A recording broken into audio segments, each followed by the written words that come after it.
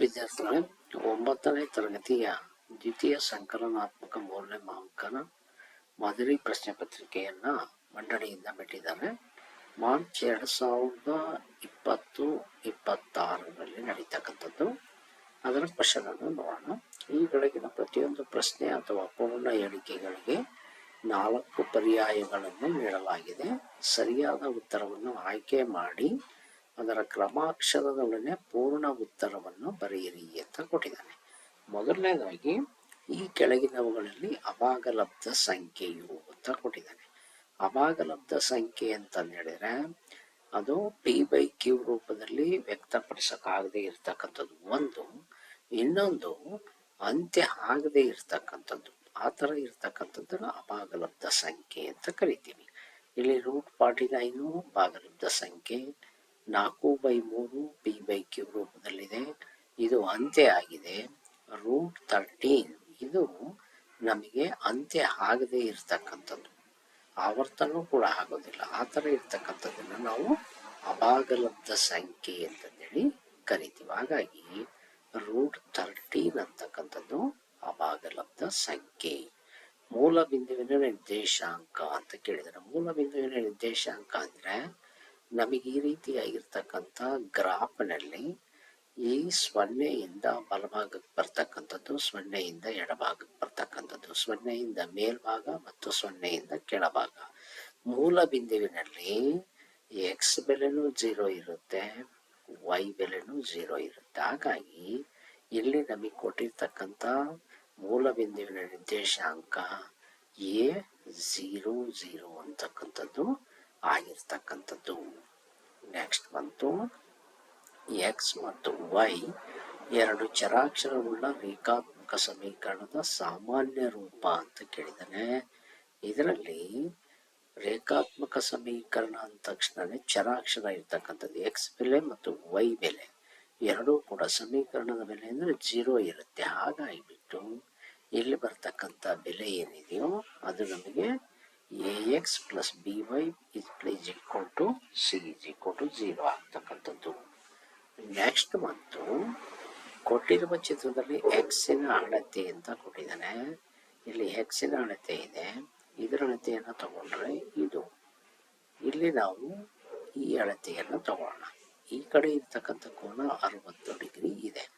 ಅಂದ್ರೆ ಒಂದು ಸರಳ ರೇಖೆಯ ಮೇಲೆ ಒಂದು ಕಿರಣವು ನಿಂತರೆ ಎರಡೂ ಬದಿಯ ಪಾರ್ಶ್ವಕೋನಗಳ ಮೊತ್ತ 180 ಡಿಗ್ರಿ ಆಗುತ್ತೆ. ಹಾಗಾಗಿ ಇದು 60 ಇತ್ತು ಅಂದ್ರೆ ಇದು 120 ಆಗುತ್ತೆ. ಇಲ್ಲಿ 120 ನಾವು ತಗೊಂಡ್ರೆ ಇದಕ್ಕೆ ಅನುರೂಪವಾಗಿರ್ತಕ್ಕಂಥ ಕೋನ x ಡಿಗ್ರಿ ಏನಿದೆಯೋ ಅದು ಕೂಡ 120 ಡಿಗ್ರಿ ಆಗ್ತಕ್ಕಂಥದ್ದು. ಹಾಗಾಗಿ ಇಲ್ಲಿ ಬರ್ತಕ್ಕಂಥ ಬೆಲೆ 120 ಡಿಗ್ರಿ ಆಗ್ತಕ್ಕಂಥದ್ದು. ನೆಕ್ಸ್ಟ್ ಕ್ವಶನ್ ನೋಡೋಣ. ಸಮಾಂತರ ಚತುರ್ಭುಜದ ಒಂದು ಕೋನವು 70 ಡಿಗ್ರಿ ಅಂತ ಕೊಟ್ಟಿದ್ದಾರೆ. ಇಲ್ಲಿ 70 ಡಿಗ್ರಿ ಇದೆ, ಆದರೆ ಅದರ ಪಾರ್ಶ್ವಕೋನದ ಅಳತೆ ಅಂತ ಹೇಳಿದ್ದಾರೆ. ಪಾರ್ಶ್ವಕೋನದ ಅಳತೆ ಅಂತ ಹೇಳಿ ತಗೊಂಡ್ರೆ ಇದರಲ್ಲಿ ಸಮಾಂತರ ಚತುರ್ಭುಜ ಇದು, ಇದರಲ್ಲಿ ಒಂದು ಕೋನದ ಅಳತೆ 70 ಡಿಗ್ರಿ ಇದ್ರೆ ಈ ಕೋನದ ಅಳತೆ, ಈ ಎರಡು ಕೋನಗಳು ಸೇರಿದ್ರೆ ನಮಗೆ 180 ಡಿಗ್ರಿ. ಇದು ನಮಗೆ ಸಮಾಂತರ ಚತುರ್ಭುಜದ ಗುಣಲಕ್ಷಣಗಳಲ್ಲಿ ಬರ್ತಕ್ಕಂಥದ್ದು. ಆಪೋಸಿಟ್ ಆಗಿದ್ರೆ ಇದು 70 ಡಿಗ್ರಿ ಆಗುತ್ತೆ. ಆದರೆ ಎರಡೂ ಪಾರ್ಶ್ವಕೋನಗಳ ಮೊತ್ತ 180 ಡಿಗ್ರಿ ಆಗ್ತಕ್ಕಂಥದ್ದು. ಹಾಗಾಗಿ ಇಲ್ಲಿ ಬೆಲೆ ನಮಗೆ 110 ಡಿಗ್ರಿ ಸಿಗ್ತಕ್ಕಂಥದ್ದು. ನೆಕ್ಸ್ಟ್ ಒಂದು ಕೊಟ್ಟಿರುವ ಚಿತ್ರದಲ್ಲಿ angle DAB 60 degree, angle ABD ಇದು 50 ಡಿಗ್ರಿ. ACB ಅಳತೆ ಎಷ್ಟು ಅಂತ ಕೇಳಿದ್ದಾನೆ. ACB ಅಳತೆ ತಗೊಳ್ಳೋದಾದ್ರೆ ಫಸ್ಟ್ ಬಂತು ಈ ಕೋನದ ಅಳತೆಯನ್ನು ಕಂಡುಹಿಡ್ಕೊಳ್ಳೋಣ. ಇಲ್ಲಿ 3 ಕೋನಗಳ 10 ಡಿಗ್ರಿ. ಯಾಕೆಂದ್ರೆ ABD ಇದು ತ್ರಿಭುಜ. 180 ಡಿಗ್ರಿಯಲ್ಲಿ 60 + 50 ಅಂದ್ರೆ 110 ಡಿಗ್ರಿ ಆಗ್ತಕ್ಕಂಥದ್ದು. ಇಲ್ಲಿ 110 ಡಿಗ್ರಿ ಆದ್ರೆ 180ರಲ್ಲಿ 110 10 ಕಳೆದ್ವಿ ಅಂದರೆ ಅಲ್ಲಿಗೆ ನಮಗೆ ಬರ್ತಕ್ಕಂಥದ್ದು 70 ಡಿಗ್ರಿ. ಇದು 70 ಡಿಗ್ರಿ ಆದರೆ ವೃತ್ತದ ಒಂದು ಜಾವು ಏರ್ಪಡಿಸಿರ್ತಕ್ಕಂಥ ಒಂದೇ ಕಂಸದಿಂದ ಏರ್ಪಡಿಸಿರ್ತಕ್ಕಂಥ ಕೋನಗಳು ಸಮ ಆಗಿರ್ತಕ್ಕಂಥವು. ಹಾಗಾಗಿ ಇದು 70 ಡಿಗ್ರಿ ಇದ್ರೆ ಸಿ ಕೋನನು ಕೂಡ 70 ಡಿಗ್ರಿ ಇರುತ್ತೆ. ನೆಕ್ಸ್ಟ್ ಬಂತು ತ್ರಿಜ್ಯ ಆರ್ ಮತ್ತು ಹೆಚ್ ಎಲ್ ಆಗಿರುವ ಒಂದು ಘನ ಶಂಕುವಿನ ಪೂರ್ಣ ಮೇಲ್ಮೈ ವಿಸ್ತೀರ್ಣ. ಪೂರ್ಣ ಮೇಲ್ಮೈ ವಿಸ್ತೀರ್ಣ pi r into r plus l. Next ಒಂದು ತಗೊಳ್ಳೋಣ. ಸಮಾಂತರ ಚತುರ್ಭುಜದ ಒಂದು ಕೋನವು ಅದರ ಅತ್ಯಂತ ಚಿಕ್ಕ ಕೋನದ 2ರಷ್ಟಕ್ಕಿಂತ 24 ಡಿಗ್ರಿ ಕಡಿಮೆ ಇದೆ. ಇದರ ಅತ್ಯಂತ ದೊಡ್ಡ ಕೋನದ ಅಳತೆ ಎಷ್ಟು ಅಂತ ಕೇಳಿದ್ದಾನೆ. ಇಲ್ಲಿ ಚಿಕ್ಕ ಕೋನದ 2ರಷ್ಟಕ್ಕಿಂತ ಅಂತ ಕೇಳಿದಾಗ ನಮಗೇನು ಬರುತ್ತೆ, ನಾನು ಬರ್ತಕ್ಕಂಥ ಕೋನದ ಅಳತೆ ಚಿಕ್ಕ ಕೋನದ 2ರಷ್ಟಕ್ಕಿಂತ ಅಂದರೆ 24 ಇದೆ. 24 ಇಂಟು 2ರಷ್ಟು, 24 ಇಂಟು 2 ಅಂದರೆ 2 4, 4 2 8, 2 4 ಇಂಟು 2, 8 2 16, 1 ದಶಕ, 4 2 8, 1 9 ಆಗುತ್ತೆ. 96 ಇದು ನಮಗೆ ತಪ್ಪಾಗ್ತಕ್ಕಂಥದ್ದು. ಅತ್ಯಂತ ಚಿಕ್ಕ ಕೋನ ಅಂತಂದೇಳಿದ್ರೆ 24 ಇಂಟು ಇದನ್ನು ತಗೊಂಡ್ರೆ ನಮಗೆ ಬರ್ತಕ್ಕಂಥ ಕೋನದ ಅಳತೆ 112 ಡಿಗ್ರಿ ಆಗ್ತಕ್ಕಂಥದ್ದು. 112 ಡಿಗ್ರಿ ಅಳತೆ ಬರ್ತಕ್ಕಂಥದ್ದು. ನೆಕ್ಸ್ಟ್ ಒಂದು ಭಾಗಲಬ್ಧ ಸಂಖ್ಯೆಗಳನ್ನು ವ್ಯಾಖ್ಯಾನಿಸಿ ಅಂತ ಕೊಟ್ಟಿದ್ದಾರೆ. ಭಾಗಲಬ್ಧ ಸಂಖ್ಯೆ ವ್ಯಾಖ್ಯಾನಿಸಿ ಅಂದರೆ ಪಿ ಬೈ ಕ್ಯೂ ರೂಪದಲ್ಲಿ ವ್ಯಕ್ತಪಡಿಸಲು ಸಾಧ್ಯವಾಗುವ ಸಂಖ್ಯೆಗಳು.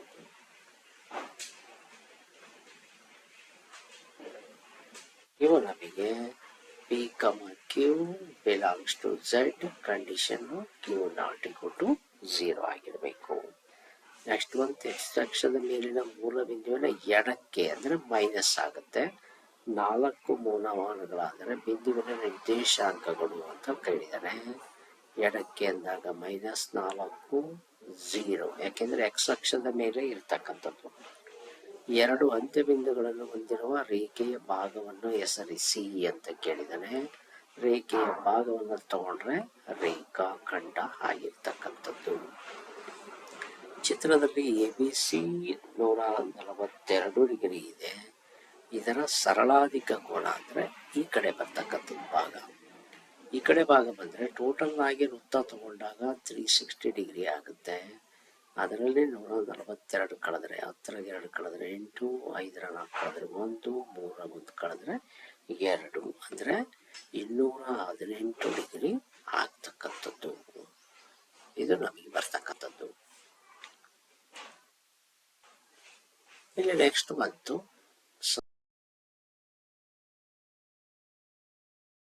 ಸಮಾಂತರ ಚತುರ್ಭುಜದ ಯಾವುದಾದರೂ 2 ಗುಣಲಕ್ಷಣಗಳನ್ನು ಬರೆಯಿರಿ ಅಂತ ಕೇಳಿದ್ದಾನೆ. ಗುಣಲಕ್ಷಣ ಅಂತಂದು ಹೇಳಿದ್ರೆ ನಮ್ಮದರಲ್ಲಿ ಫಸ್ಟ್ ಬಂತು ಅಭಿಮುಖ ಬಾಹುಗಳು ಸಮ ಮತ್ತು ಸಮಾಂತರ. ಆದರೆ ಅಭಿಮುಖ ಕೋನಗಳು ಕೂಡ ನಮಗೆ ಸಮ ಆಗಿರ್ತಕ್ಕಂಥದ್ದು, ಅದನ್ನು ಕೂಡ ತಗೋಬಹುದು. ಅಥವಾ ಕರ್ಣಗಳು ಪರಸ್ಪರ ಅರ್ಧಿಸುತ್ತವೆ ಇರ್ತಾವೆ. ನೆಕ್ಸ್ಟ್ ಒಂದು ನೇರ ವೃತ್ತಪಾದ ಸುತ್ತಳತೆ 21, ಓರೆ ಎತ್ತರ 10, ಶಂಕುವಿನ ಪಾರ್ಶ್ವ ಮೇಲ್ಮೈ ವಿಸ್ತೀರ್ಣ ಅಂತ ಕೇಳ್ತಾನೆ. ಇಲ್ಲಿ ಶಂಕುವಿನ ಪಾದದ ವಿಸ್ತೀರ್ಣ ಅಂದ್ರೆ ಎ ಇಸ್ ಈಕ್ವಲ್ ಟು ಮೊದಲು ಪೂರ್ಣ ಮೇಲ್ಮೈ ವಿಸ್ತೀರ್ಣವನ್ನ ಇಲ್ಲಿ ಯಾವುದು ನಮಗೆ ಬರಬೇಕಾಗಿರ್ತದೆ ಪಾರ್ಶ್ವ ಮೇಲ್ಮೈ πr l. ಇಲ್ಲಿ ಪೈ ಆರ್ ಎಲ್ ತಗೊಂಡ್ರೆ ಇಲ್ಲಿ ಪಾದದ ಸುತ್ತಳತೆ 21 ಸೆಂಟಿಮೀಟರ್ ಇದೆ. ಇಲ್ಲಿ ಪಾದದ ಸುತ್ತಳತೆ 21 ಸೆಂಟಿಮೀಟರ್ ಅಂದರೆ ಅಲ್ಲಿಗೆ ನಮಗೆ ಸಿಗ್ತಕ್ಕಂಥದ್ದು ಯಾವುದು ಸುತ್ತಳತೆಯನ್ನು ನಾವು ತಗೊಳ್ಳೋದಾದರೆ, ಉದಾಹರಣೆಗೆ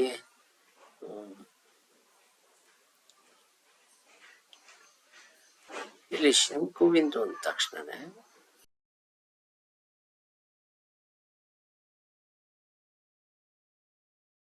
ಇದು ನಮ್ದು ಶಂಕು. ಇದರಲ್ಲಿ ಪಾದವನ್ನು ತಗೊಂಡ್ರೆ ಇದು ವೃತ್ತ ಇರುತ್ತೆ. ವೃತ್ತದ ವಿಸ್ತೀರ್ಣ ತಗೊಂಡ್ರೆ ಪೈ ಆರ್ ಸ್ಕ್ವೇರ್ ಆಗುತ್ತೆ. ಅದೇ ಸುತ್ತಳತೆ ತಗೊಂಡಾಗ ನಮಗೆ ಆರ್ ಬೆಲೆಯಲ್ಲಿ ಬರ್ತಕ್ಕಂಥದ್ದು ಅಥವಾ ಪೈ ಆರ್ ನಲ್ಲಿ ಸಿಗ್ತಕ್ಕಂಥದ್ದು. ಹಾಗಾಗಿ ಇಲ್ಲಿ ಆರ್ ಬೆಲೆಯನ್ನ ನಾವು ತಗೊಂಡ್ರೆ ಇದರ ಸುತ್ತಳತೆ ಪೂರ್ತಿಯಾಗಿರ್ತಕ್ಕಂಥ ಸುತ್ತಳತೆ ಏನಿದೆಯೋ ಅದು ಆರ್ ಬೆಲೆ 21 ಸೆಂಟಿಮೀಟರ್ ಆಗ್ತಕ್ಕಂಥದ್ದು. ಹಾಗಾಗಿ ಇಲ್ಲಿ ನಾವು ಪೈ ಬೆಲೆ 22/7, ಆರ್ ಬೆಲೆ 21, ಎಲ್ ಬೆಲೆ ಆಗ್ತಿರ್ತಕ್ಕಂಥದ್ದು 7 7 ಮೂರ್ಲೆ, ಅಲ್ಲಿಗೆ 22 ಮೂರ್ಲೆ 66 × 10 ಅಂದರೆ 0 ಸೆಂಟಿಮೀಟರ್ ಸ್ಕ್ವೇರ್ ಆಗ್ತಕ್ಕಂಥದ್ದು. ಇಲ್ಲಿ ನೆಕ್ಸ್ಟ್ ಒಂದು ತರಗತಿಯ ವಿದ್ಯಾರ್ಥಿಗಳ ಗಣಿತ ವಿಷಯದ FA1 FA2 ಪರೀಕ್ಷೆಯಲ್ಲಿ ಗಳಿಸಿದ ಅಂಕಗಳನ್ನು ಹೋಲಿಕೆ ಮಾಡಲಾಗಿದೆ.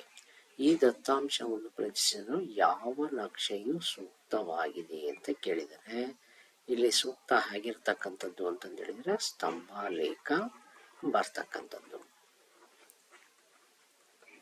ನೆಕ್ಸ್ಟ್ ಬಂತು ಇಲ್ಲಿ ಸಮದ್ವಿಬಾಹು ತ್ರಿಭುಜದ ಸಮಕೋನಗಳ ಅಳತೆಗಳ ಮೊತ್ತ 100 ಡಿಗ್ರಿ. ಮೂರನೇ ಕೋನದ ಮೊತ್ತ ಎಷ್ಟು ಅಂತ ಕೇಳ್ತಾನೆ. ಇಲ್ಲಿ ಒಂದು ತ್ರಿಭುಜ ತಗೊಂಡ್ರೆ ಈ ಕೋನ ಈ ಕೋನ ಇವೆರಡರ ಕೋನ ಮೊತ್ತ 50 50. ಈ ಕೋನದ ಅಳತೆ ಎಷ್ಟು? ಈಗ ಮೂರು ಕೋನಗಳ ಅಳತೆ ನಮಗೆ 180 ಡಿಗ್ರಿ. ಈ ಎರಡು ಕೋನಗಳ ಮೊತ್ತ 100 ಡಿಗ್ರಿ ಕಳೆದರೆ 80 ಡಿಗ್ರಿ ಅಂದರೆ ಮೂರನೇ ಕೋನದ ಅಳತೆಯ ಮೊತ್ತ 80 ಡಿಗ್ರಿ ಸಿಗ್ತಕ್ಕಂಥದ್ದು. ಇದಿಷ್ಟು ಕೂಡ ಈ ವಿಡಿಯೋದಲ್ಲಿ ತಗೊಂಡಿದ್ದೀನಿ. ಮುಂದಿರ್ತಕ್ಕಂಥ ಲೆಕ್ಕಗಳನ್ನು ನೆಕ್ಸ್ಟ್ ವಿಡಿಯೋದಲ್ಲಿ ನೋಡೋಣ. ಏನಾದರೂ ಡೌಟ್ಸ್ ಇದ್ದರೆ ಕಮೆಂಟ್ ಮಾಡಿ ಅಂತ ಹೇಳ್ತಾ ಮತ್ತೊಮ್ಮೆ ನಿಮ್ಗೆಲ್ಲರಿಗೂ ಕೂಡ ಧನ್ಯವಾದಗಳು.